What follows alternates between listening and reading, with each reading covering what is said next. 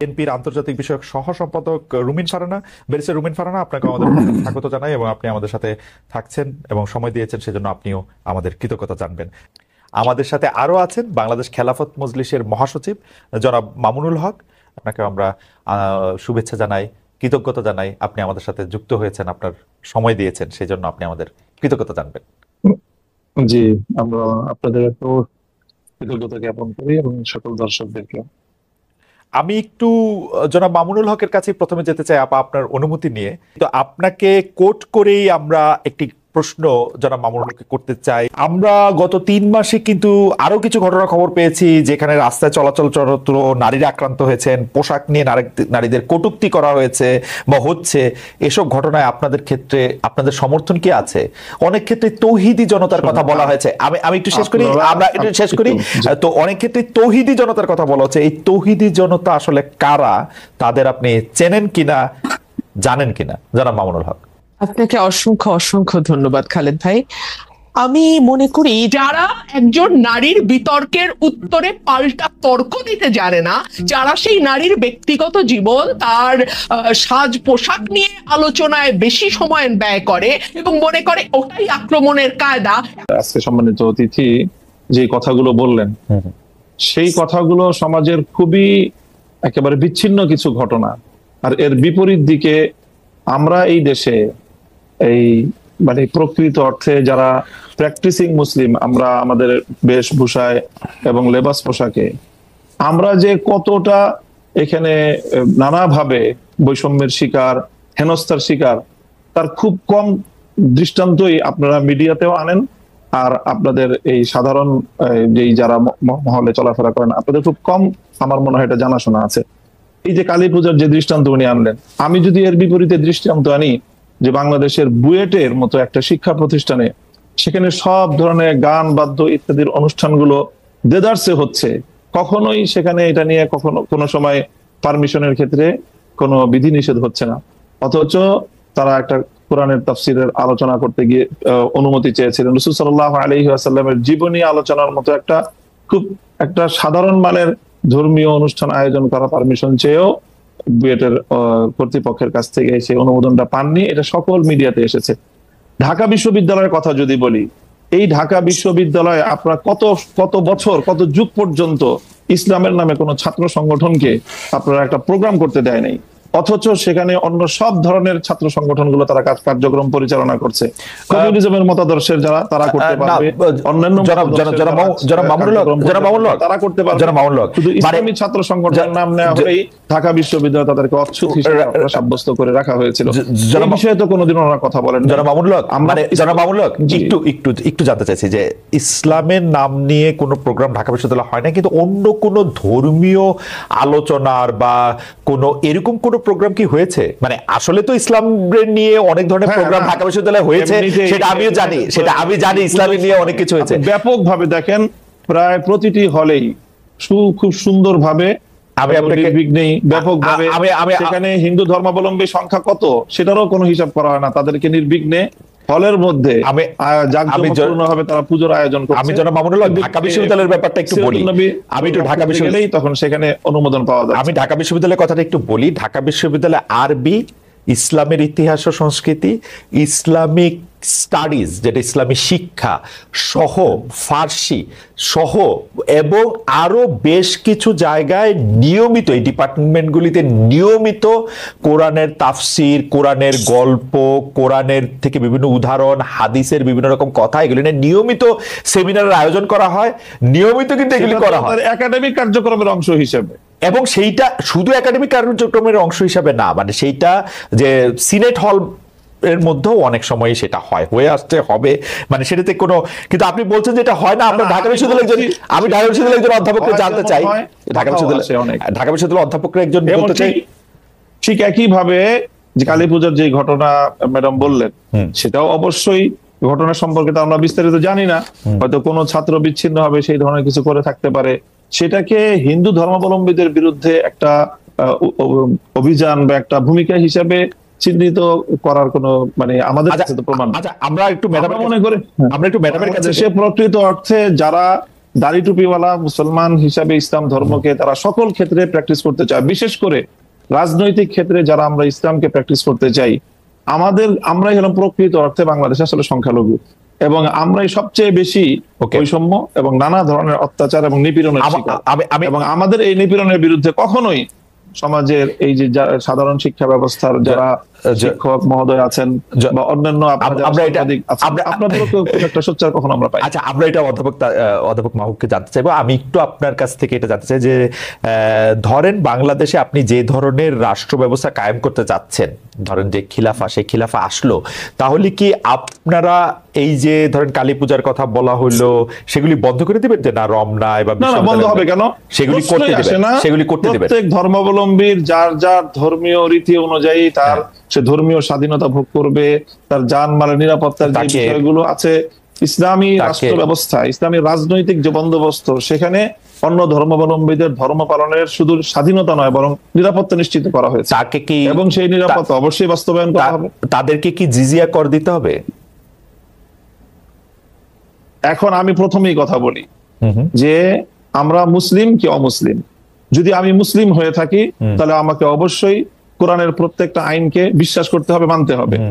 আমরা আপনাদের কাছে পাল্টা প্রশ্ন করি খালেদ মহিউদ্দিন সাহেবকে এবং আজকে আমার অতিথিকে, যে আমরা এজ এ মুসলিম আমরা কোরআনের প্রত্যেকটা বিধানকে শ্রদ্ধা করি কিনা এবং প্রত্যেকটা বিধান আল্লাহর পক্ষ থেকে প্রদত্ত সেই হিসাবে আমি বিশ্বাস এবং মানি কিনা, সেটা বলেন আপনার। আচ্ছা, আমি প্রশ্ন উত্তর দিচ্ছি, আপা নিশ্চয়ই আমার থেকে দিবেন, আপা উত্তর দিবেন। আমি শুধু প্রশ্নটা করি যে আমরা কি কোরআনের বিধানটার প্রতি শ্রদ্ধা করি কেবলমাত্র আমি মুসলমান সেইটা বড় হওয়ার জন্য, নাকি আপা আরেকটা কথা বিভিন্ন জায়গায় বলে থাকেন, আমার হারাম হালাল জ্ঞান, আমার ঘুষ সুদ জ্ঞান, আমার অন্যায় অত্যাচার জ্ঞান, আমার বিভিন্নভাবে বিভিন্ন মানুষের যেটাকে আমানত্রে খেয়ানত করার জ্ঞান, সেটাও আমরা মানি? আমি তো দেখি বাংলাদেশে বাংলাদেশ 90% মুসলমানের দেশ, আমি দেখি 90% মুসলমানের মধ্যে 90% ধর্মীয় সেই বিশ্বাসটাকে আপনি প্র্যাকটিস করার বিষয়। যদি আপনি ধর্মীয় যে বিশ্বাস সেটাকে যদি আপনি অ্যাকসেপ্ট করেন, দেন তখন আপনি মুমিন না, আমি এবং যদি আপনি সেটাকে প্র্যাকটিস করেন তারপর আপনি সে ভালো আমল হলো আপনার উন্নত মুসলিম হলেন।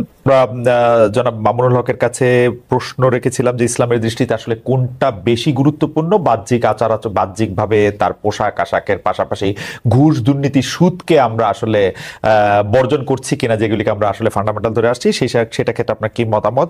এবং সোশ্যাল মিডিয়ায় যাদেরকে আমরা ইসলামী বক্তা বলে থাকি, তাদের কিছু বক্তব্য এরকম তুলনা করা হচ্ছে যারা একসময় ক্ষুদ্র ঋণ নিয়ে সুদ নিয়ে ডক্টর মোহাম্মদ ইউনূসের সমালোচনা করেছিলেন, তারা আবার তার প্রশংসা করছেন।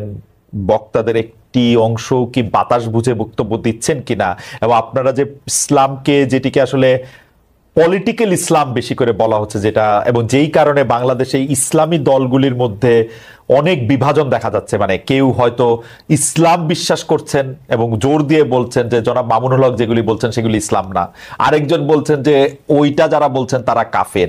ওই পুরো ব্যাপারটা ধরে যদি একটু আলোচনা করেন যে আসলে কোনটা বেশি গুরুত্বপূর্ণ, কোনটাকে আমরা ফান্ডামেন্টাল ধরবো, জনাব মামুনুল হক। আসলে অনেকগুলো মানে এখন বিষয় আমার সামনে আলোচনার জন্য, সময় কতটুকু পাবো আমি জানি না। মিসেস মাহবুব সাহেব তো উনি বললেন যে ওনাকে মনে হয় সময় কম দেয়া হচ্ছে। আমি আসলে শুরুতেই বলেছিলাম যে আসলে বিতর্কের আলোকে আমি কথাগুলো বলতে চাইনি। প্রথম যে প্রসঙ্গটা আপনারা দুজনই আলোচনার মধ্যে আনলেন, আমি ঢাকা বিশ্ববিদ্যালয় সহ আমাদের বুয়েটের ক্যাম্পাস যেই স্পেসিফিক যে কথাটা আমি বলেছি, আপনারা খবর নিয়ে দেখেন, গত 1 মাসের ব্যবধানের ঘটনা। ঢাকা বিশ্ববিদ্যালয়ে একটা সিরাতুন নবী অনুষ্ঠান করার সুযোগ দেওয়া হয়েছে, এবং এই অনুষ্ঠানটাকে ঢাকা বিশ্ববিদ্যালয়ের ইতিহাসে দীর্ঘদিন পরে এই ধরনের একটা অনুষ্ঠানের একটা মানে ব্যতিক্রমী আয়োজন হিসাবে গোটা ঢাকা বিশ্ববিদ্যালয় এটাকে খুব তারা উৎসাহিত করেছে। সেম একই ধরনের অনুষ্ঠানের অনুমতি চেয়ে বুয়েটের ছাত্ররা বুয়েটের প্রশাসনের কাছ থেকে অনুমতিটা পায়নি। আপনারা যে দৃষ্টান্তগুলো এনেছেন সেটা হলো একাডেমিক যে ইসলামিক স্টাডিজ বিভাগ আছে, আরবি ভাষা সাহিত্য আছে, উর্দু আছে, ফার্সি আছে, অ্যাজ এ ল্যাঙ্গুয়েজ বা একটা সাবজেক্ট হিসাবে পড়াশোনার বিষয়ে আমি এই জায়গাটা আমার প্রশ্ন ছিল না। আমার প্রশ্ন হলো যে বিগত 50 বছরে ঢাকা বিশ্ববিদ্যালয়ে ইসলামী ছাত্র মজলিস, ইসলামী ছাত্র আন্দোলন, ইসলামী ছাত্র শিবির নামে আপনারা ঢাকা বিশ্ববিদ্যালয়ের ক্যাম্পাসে কোনো কার্যক্রম পরিচালনা করার সুযোগ আপনারা দিয়েছেন ইসলামী কোনো সংগঠনকে? দেওয়া হয় নাই। এই জায়গাটার আমি ইসলামী রাজনৈতিক চর্চার যে সুযোগটা থেকে ইসলামপন্থীদেরকে চরমভাবে বৈষম্যমূলক ভাবে তাদেরকে দমন করা হয়েছে, মামুন ভাই, মামুন ভাই একটা ছোট্ট প্রশ্ন কি করতে পারি? যে ধরেন আপনি যে, আমি কথাগুলো শেষ করি। আচ্ছা ঠিক আছে, ঠিক আছে, কোনো অসুবিধা নাই, কোনো অসুবিধা নাই। দ্বিতীয় বিষয় যেটা ম্যাডাম বললেন যে এই যে পোশাকের যে বিষয়, আমি কিন্তু পোশাকের যে বিষয়টা বলেছি সেখানে আমি সুনির্দিষ্টভাবে একটা কথা বলেছি, সেটা হলো এই যে আমরা যারা ইসলামকে রাজনৈতিকভাবে আমরা রাজনীতিটাও যারা ইসলামের আলোকে করতে চাই, আমরা মনে করি যে ইসলাম কমপ্লিট কোড অফ লাইফ, সকল পূর্ণটাই ইসলামকে মানতে হবে। আমি ব্যক্তিগত জীবনে ইসলামকে মানবো, আমি ব্যবসার ক্ষেত্রে অর্থনীতির ক্ষেত্রে ইসলামকে মানবো না, অথবা রাজনীতির ক্ষেত্রে ইসলামকে মানবো না। ইসলামকে এভাবে খণ্ডিত আকারে মানার কোনো সুযোগ আল্লাহর কোরআন দেয়নি, বরং পরিপূর্ণভাবে ইসলামকে, যারা পরিপূর্ণভাবে ইসলামকে মানতে চাই এবং বিশেষ করে যারা আমরা রাজনীতিতে ইসলামকে অনুসরণ করতে চাই, আমাদের উপর রাষ্ট্রীয় যে দমন পীড়ন চালানো হয়েছে সেটা অন্য কোনো আদর্শিকভাবে রাজনীতি যারা করে, আদর্শিক কারণে অন্য কারোর উপরে সেই বৈষম্যটা বাংলাদেশে অতীতে হয়নি। এই জায়গাটার কথা বলেছি। আপনারা বিষয়টা বারবারই আপনারা আলোচ্য বিষয়টা ভিন্ন দিকে নিয়ে না। আচ্ছা ঠিক আছে, দ্বিতীয় বিষয় আমি বলি আপনি যে প্রশ্ন করেছেন সেই প্রশ্নের জায়গায় আমি আসি, যে একটা বিষয়ের গুরুত্ব আছে, সবটারই গুরুত্ব রয়েছে। সুদ, ঘুষ, দুর্নীতি সহ যেই সকল বিষয়গুলো ইসলাম নিষিদ্ধ করেছে, এর প্রত্যেকটার বিষয়ে আমরা ফোকাস করি, আমরা আলোচনা করি। হয়তো সবটা আপনারা শুনেন না বা সবটা সেইভাবে মিডিয়ায় কভারেজ পায় না। মিডিয়ায় কভারেজ পায় সাধারণত চলমান ইস্যুগুলো এবং যে বিষয়গুলোকে রাজনীতির সাথে সংশ্লিষ্ট সেই বিষয়গুলো গুরুত্ব পায় বা সেই বিষয়গুলো হয়তো অনেকটা ফোকাস হয়, কিন্তু সবটা বিষয় একই। সর্বশেষ আপনি যে কথাটা এনেছেন, এই যে ক্ষুদ্র ঋণ এবং সুদ ব্যবস্থা এবং ডক্টর ইউনূস সাহেবের সাথে বর্তমান সময়ে তার যে প্রশংসামূলক কিছু কথাবার্তা, দেখেন এখনো আমরা বলি যে সুদ ইসলামের দৃষ্টিতে জঘন্যতম একটা অপরাধ এবং নিষিদ্ধ একটা বিষয়। কাজেই সেটা ক্ষুদ্র হোক আর বৃহৎ আকারে হোক, ক্ষুদ্র ঋণের মাধ্যমে যে কাজটা হয়েছে সেটা হলো সমাজের তৃণমূল পর্যায় পর্যন্ত সুদ ব্যবস্থাটাকে পৌঁছে দেওয়া হয়েছে। সেই জায়গাটা থেকে আমরা অতীতেও সমালোচনা করেছি, আজও ডক্টর ইউনূস সাহেবের সমালোচনা করছি, ভবিষ্যতেও আমরা সেই জায়গা থেকে, ইসলামের জায়গা থেকে, যদি আমি মুসলিম হয়ে থাকি আমাকে সেই সুদ ব্যবস্থার বিরুদ্ধে আমাকে কথা বলতেই হবে। সুদ ব্যবস্থার প্রবর্তক হিসাবে এবং ক্ষুদ্র ঋণের মাধ্যমে সুদকে তৃণমূল পর্যায়ে পর্যন্ত পৌঁছে দেওয়ার জন্য আমরা ডক্টর ইউনূস সাহেবের সমালোচনা ভবিষ্যতেও করব। তবে তিনি একটা জায়গায় ভুল করেন, একটা জায়গায় সমালোচনার পাত্র, তাই বলে ওনার সব কাজই যে সমালোচনার যোগ্য সেটা নয়। তিনি দেশের অন্যান্য ক্ষেত্রে একটা দেশকে সামনের দিকে অগ্রসর করার ক্ষেত্রে এবং দেশের বর্তমান সংকট, মামুন ভাই আপনার বক্তব্য পরিষ্কার, নেতৃত্ব দিতে পারছেন। মামুন ভাই আমি একটু প্রশ্নটা করি যে আপনি ইসলাম নিয়ে যারা রাজনীতি করছেন তাদের পরিপূর্ণ রাজনীতি, কিন্তু আপনি ধরে নেন যে আমরা সাধারণ বাংলাদেশের মানুষ আমরা ফলো করতে চাই আপনাদের আলেমদের, কিন্তু আমরা তো স্পষ্ট দেখতে পাচ্ছি যে আপনারা ঈদে মিলাদুন্নবী করবেন কি করবেন না সেটা নিয়ে দুই পক্ষ, তিন পক্ষ, বহু পক্ষ, 100 পক্ষ দাঁড়িয়ে গেছে। আমি শেষ করি, এটি নামাজ কিভাবে পড়া হবে কি পড়া হবে না সেটি আপনারা আসল ইসলাম নাকি চরমনাই আসল ইসলাম, আসল ইসলাম কি আসলে আটরশি, আসল ইসলাম কি আসলে মাওলানা রাজ্জাক সাহেব, এইটা নিয়ে তর্ক ছাড়া তো আমি মানে আর কোনো কিছু দেখি না। আরেকটা প্রশ্ন আমাদেরকে আপনার জন্য করেছেন, উনিও একজন আলেম, উনি বলেছেন যে খ্রিস্টান শাসন বলতে কি বোঝাচ্ছেন, তারা কি বাইবেল অনুসারে শাসন করছেন, এখন আমেরিকা ইউরোপ যে শাসনে চলছে সেটা খ্রিস্টান ধর্মীয় শাসন কিনা, সৌদি আরবে যা চলছে তা ইসলামী শাসন কিনা, সৌদি আরবে ছাত্র সংগঠন করার অনুমতি রয়েছে কিনা। আমি আপনার কাছ থেকে একটু মানে খুবই ক্ষমা চেয়ে নিয়ে 2 মিনিটে একটু শেষ করতে বলছি, আমার একটু টাইম কনস্ট্রেইন আছে। জি, প্রথম প্রশ্নটা আবার বলেন তো একটু। প্রথম প্রশ্নটা হচ্ছে যে আপনি পরিপূর্ণ ইসলাম বলছেন কিন্তু সাংঘর্ষিক, এই যে আপনি ঈদে মিলাদুন্নবী সহ যে সকল মতবিরোধপূর্ণ যে বিষয়গুলি আপনি প্রশ্ন তুললেন, দেখেন আমাদের মতবিরোধপূর্ণ বিষয় খুবই গৌণ। মৌলিক কোন বিষয়ে আমাদের মধ্যে ইসলামিক যারা বিভিন্ন স্কুল অফ থট যারা আমরা ফলো করে থাকি, আমাদের মধ্যে কোনো দ্বিমত নেই। 5 ওয়াক্ত নামাজ এই বিষয়ে কেউ দ্বিমত করেছে, রমজান মাসে 30টা রোজা রাখতে হবে এই বিষয়ে কেউ দ্বিমত করেছে, প্রত্যেকটা মুসলমানের উপর সামর্থ্য থাকলে একবার হজ করা ফরজ কেউ দ্বিমত করেছে, প্রত্যেকটা যারা নাকি সামর্থ্যবান তাদেরকে যাকাত দিতে হবে এই বিষয়ে দ্বিমত করেছে, এবং ফজরের নামাজ 2 রাকাত, জোহরের নামাজ 4 রাকাত, আসরের নামাজ 4 রাকাত, মাগরিবের নামাজ 3 রাকাত, এশার নামাজ 4 রাকাত, এই বিষয়ে আজ পর্যন্ত কাউকে আপনি দ্বিমত পেয়েছেন? খুবই শাখাগত কিছু বিষয়ে দ্বিমত রয়েছে মুসলমানদের মধ্যে এবং সেই বিষয়গুলো আলোচনার মধ্যে আসে এবং সেটা প্রত্যেকটা মতাদর্শের মধ্যে যখনই আপনি আলোচনা, জ্ঞানগত আলোচনা হবে তখন সেই দ্বিমতগুলি আসবে সেখানে। সেই বিষয়গুলি তো এটার সাথে আপনি এখানে আলোচনার মধ্যে এই প্রসঙ্গগুলি আনার কোনো প্রয়োজন নেই। ওকে, দ্বিতীয় যে প্রশ্ন আপনি করেছেন সেটা হলো যে খ্রিস্টান শাসন বলতে আমি বুঝিয়েছি এখনকার যে শাসন, পশ্চিমা বিশ্বের শাসনকে বলছি 500 বছর ধরে। এর আগ পর্যন্ত আমি যেটা বলেছি যে যে পশ্চিমা বিশ্বের এই সেকুলার রাষ্ট্র ব্যবস্থা বা রাজনৈতিক এই যে গির্জা বিপরীত যে রাষ্ট্র ব্যবস্থা পশ্চিমা বিশ্ব অনুসরণ করছে, এর আগ পর্যন্ত তাদের যে শাসন ব্যবস্থা ছিল সেটা খ্রিস্ট শাসন ব্যবস্থা ছিল। আমি সেখানে বলেছি যে সেই খ্রিস্ট ব্যবস্থায় ব্যাপকভাবে খ্রিস্ট রাষ্ট্রগুলো কর্তৃক ইহুদিরা নিগৃহীত হয়েছে এবং সেই সময়টা ইহুদিরা মুসলমানদের প্রোটেকশনে তারা থেকেছে। ওই জায়গাটা আমি বলেছি।